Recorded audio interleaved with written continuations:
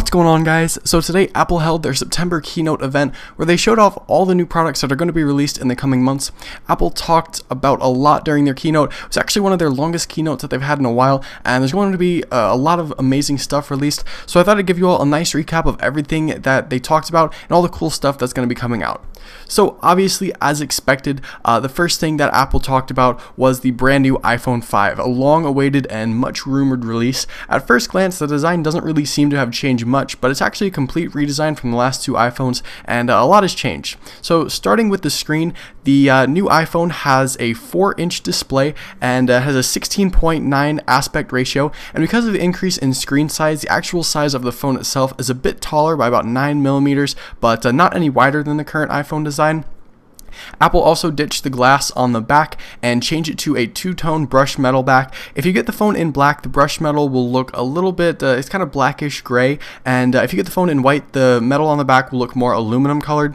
So it's definitely going to be a major color difference, and it's going to look very two-tone. Some other design changes include the front-facing camera, which is now in the top middle of the screen, top middle of the front of this phone instead of on the left next to the earpiece, and the headphone jack is now on the bottom of the device next to the dock connector, and the dock connector itself has had an entirely new design, which I will get to in just a bit.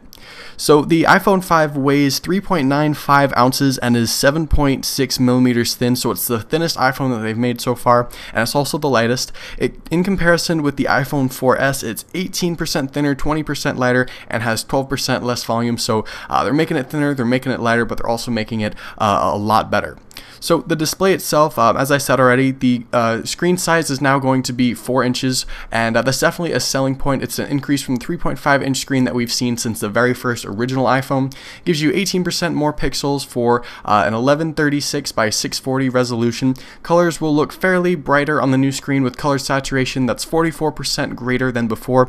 The widescreen also gets rid of letterboxing on widescreen movies. However, until developers update their applications, the lovely black bars will show around current applications found in the App Store until they get updated. All stock Apple applications such as SMS and mail and stuff like that have all been resized to utilize the new screen already, and many developers got a head start in preparing their apps for the new iPhone, so a lot of the more popular apps or the new apps coming out over the next few months will already be kind of set up to work on the brand new wide screen on the iPhone 5.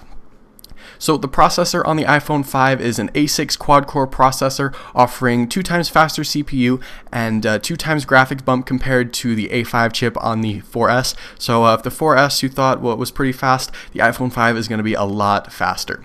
So the camera on the back, they're calling the iSight camera now. It's basically just the same 8-megapixel camera, and not much has changed. There are a few new features though. There is a panorama feature, which is brand new, and it's coming to not only the iPhone 5, but the iPhone 4S as well with iOS 6, and it basically just lets you capture panoramic photos without the need of a third-party application. So with one motion, you can shoot up to 240 degrees around you in any direction and create a seamless portrait shot in 28 megapixels. The camera itself got an update just performance-wise. It's 40% faster with photo capturing and has better low-light performance. As far as video recording, 1080p HD is available on the back with 720p HD on the FaceTime camera on the front, and one of the most notable features is you can now, you're now able to snap pictures while you're in the middle of recording a video, which is pretty cool. So as far as the battery life is concerned, did get a little bit of a battery life increase with 225 hours of standby, 8 hours of cellular browsing and talk time, and 10 hours of Wi-Fi or video use, as well as 40 hours of music playback. So one of the biggest updates and one of the most expected updates was 4G LTE support. 4G LTE is available across a few carriers in the US and Canada, as well as a few supported carriers around the world. Apple is claiming that some LTE speeds mirror or perform better than Wi-Fi, so it'll be interesting to see just how carriers handle the new bigger LTE load with a lot more people now on the 4G LTE networks around the world. And it's kind of going to be interesting to see how other countries will get involved with LTE on the iPhone.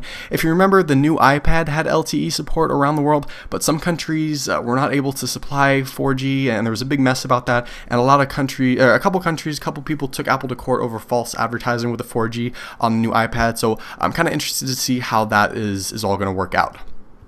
So as far as pricing and availability goes, still only 2 color options are available, just thought I mentioned that, only black and white. As far as pricing goes, no change in pricing, just 16 gigabyte, it's going to be $199, 32 gigabyte, $299, and 64 gigabyte are going to be $399. AT&T, Verizon, and Sprint are still your only current options for carriers, so sorry T-Mobile, no iPhone for you still.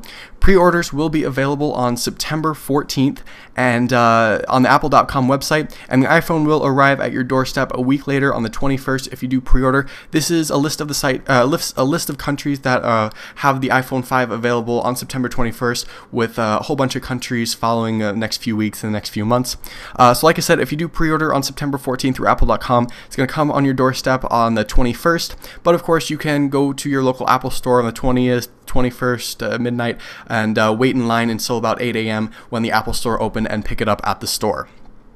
So the next thing that they talked about was iOS 6. I won't spend too much time talking about this because basically iOS 6 is just the next major update of the iOS firmware, and we saw a majority of the features back in the summer. If you want a more in-depth look at iOS 6 related stuff, I'll have some annotations all over the screen so you guys can check those out. But basically they just talked about how the iPhone 5 will ship with iOS 6 standard, and that iOS 6 official release date is actually September 19th, so a couple days before the iPhone 5, and this is going to be the list of all of the iOS 6 supported devices. So if you see your device on this list, that means that it is going to be supported. If you don't see it on the list, sorry, you don't get iOS 6. And as always, there's going to be a few features of iOS 6 that are not going to be supported on some of the devices.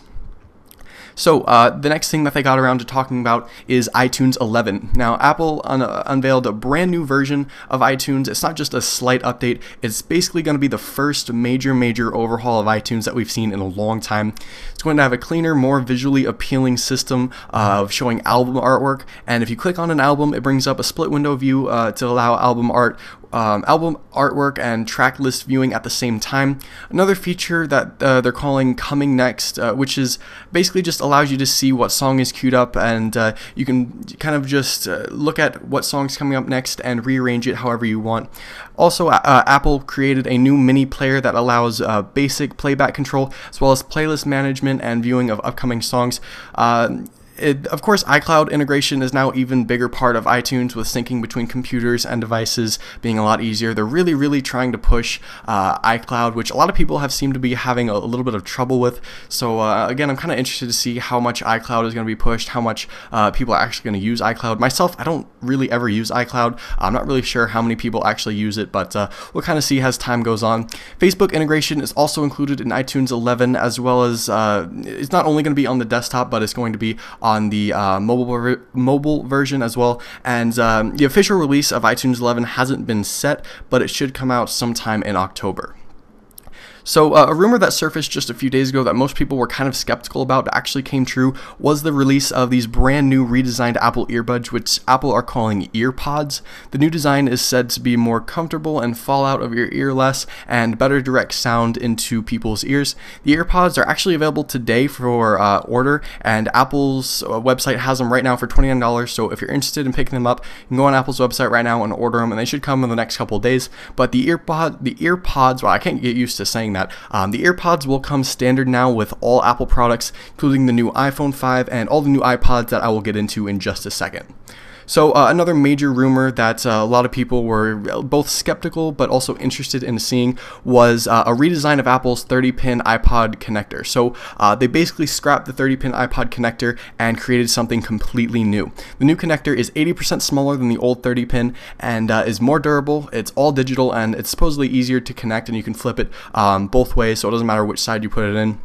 It's compatible with the old 30-pin accessories by using an adapter that costs like $10. The new connector is not going to be is going to be standard on all future Apple products, so that's something to kind of keep in mind. If you have any accessories right now, like an iHome or like a docking station or something like that, you're going to need an adapter for all future Apple products. If you get the iPhone 5, you're going to need an adapter right away, so it's one thing to just keep in mind. There actually is an adapter that is either going to be sold or is already on Apple's website. It's like I said, it basically looks like this, so it has a couple different options. There's going to be adapters for not only strictly strictly syncing from like your cord to your computer, but also going to be adapters from different companies for their products and stuff like that. And a lot of companies are already kind of upgrading themselves to the brand new Lightning connector. That's the official name of it, the Lightning connector. So it's no longer the 30-pin connector.